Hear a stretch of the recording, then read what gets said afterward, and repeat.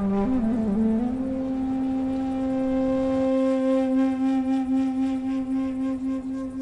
dasarnya semua hari-hari itu adalah baik. Tapi baik belum tentu buat kita, baik belum tentu buat kita semua. Tapi intinya kita yang mencari yang terbaik. Aku yang buktekno, ya, nyawur wartel itu nerusi. Uase makmu itu di Makulon piro.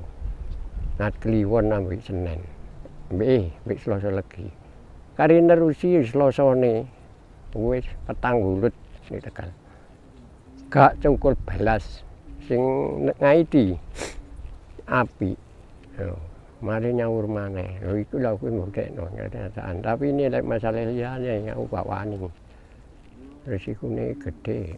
Perkenalkan, nama saya Ditya Fajar Utama. Kebetulan saya bergabung di Kota Batu sebagai tim ahli cagar budaya Kota Batu. Selain itu saya juga bergerak di bidang pemerhati sejarah dan budaya. Jadi sebenarnya kalau kita lihat dari akar sistem pertanian, sebenarnya tradisi pertanian di Batu itu merupakan budaya yang sangat kompleks. Tradisi perhitungan atau sistem pertanian itu sendiri tak lepas dari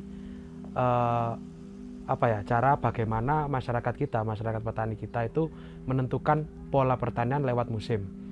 Nah, kalau kita berbicara tentang musim tanam, pasti itu akan didasari dengan pengetahuan para leluhur kita terhadap pergantian musim, pola perubahan angin, pola perubahan konstelasi bintang atau konstelasi benda-benda di langit.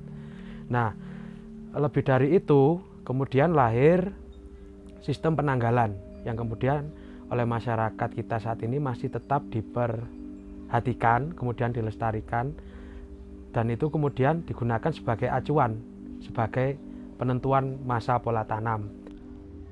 Kalau mongso itu biasanya kalau orang-orang tertentu itu memakai mongso juga, tapi itu untuk kita mengetahui apa yang kita tanam. Seperti mongso 1, mongso 5, mongso 9, itu tujuannya kita mengetahui apa yang kita tanam. Kita tanam itu berupa akar-akaran, daun-daunan, pohon-pohonan atau buah-buahan, itu dari mongso itu yang kita tahu. Jadi dengan berpedoman seperti itu, para leluhur kita mengharapkan hasil yang terbaik dari perubahan musim, terus bagaimana kita beradaptasi dengan hasil tanam yang ada, dengan komoditas pertanian yang ada. Misalnya kalau memotong bambu, diusahakan jangan yang cari musim, jangan mongso rendeng. Kalau bisa mongso koso, karo atau katelu, karena itu adalah musim kemarau. Jadi ketika musim kemarau kan kandungan air dalam tanah itu berkurang. Jadi bambu yang dihasilkan itu akan bisa kuat, tidak banyak air, dan kemudian kalau digunakan untuk bangunan bisa tahan dan awet lama.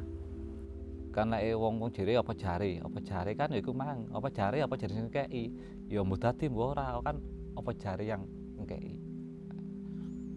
Tapi dasare kalau kita mau mencari yang terbaik, insya Allah hasilnya pun juga baik. Berhasil atau tidaknya, ini kan termasuk perhitungan Pranoto Mongso, kemudian kalender yang ada. Itu kan sebenarnya adalah bentuk ikhtiar. Bagaimana leluhur kita itu mencoba beradaptasi dengan lingkungan dan alam tempat tinggalnya. Orang-orang Jawa dulu ada juga hari-hari yang kita larang untuk melakukan aktivitas, seperti satu diantaranya waktu tahun baru Suro atau galangan tahun. Yang kedua hari urakan tahun.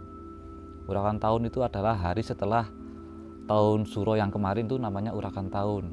Itu biasanya dihindari orang-orang Jawa. Terus yang ketiga hari Taliwangke. Taliwangke itu 3 hari, 5 hari setelah satu Suro. Itu biasanya orang hindari. Terus yang keempat uas wong Jawa ngarani uas atau naas. Loh, bonggo kok ngono. Kari nerusi ya meni iki nerusi dina Senin gampangane ya.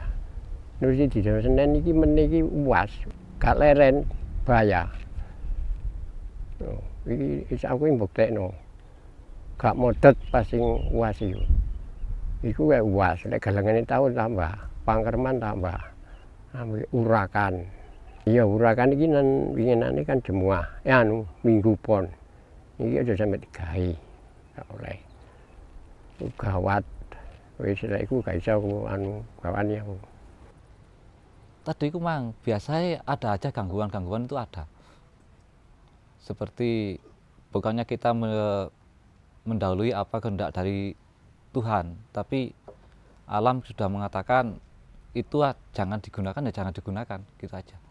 Tapi kemudian ketika itu dijalankan dengan sepenuh hati, sebenarnya sistem penanggalan itu sendiri adalah bentuk pengejawantahan. Bagaimana leluhur kita itu memandang musim dan rasi bintang dan konstelasi yang ada di langit. Jadi pesan saya mungkin ya, kita harus kembali lagi lah, back to nature. Nature dalam artian kembali lagi ke alam, kemudian kembali lagi bagaimana cara leluhur kita itu beradaptasi untuk menentukan kehidupan sekarang atau mungkin kehidupan yang akan datang. Leluhur kita sudah mewariskan beberapa ilmu pengetahuan yang sangat berguna. Pakai sampai terdetil pun cara menanam pun kan sudah diajari. Apa kali belajar kok ora gelem. Ngono direkati melestarikan budaya. Apa yang kita lestarikan? Kalau kita tidak mau belajar.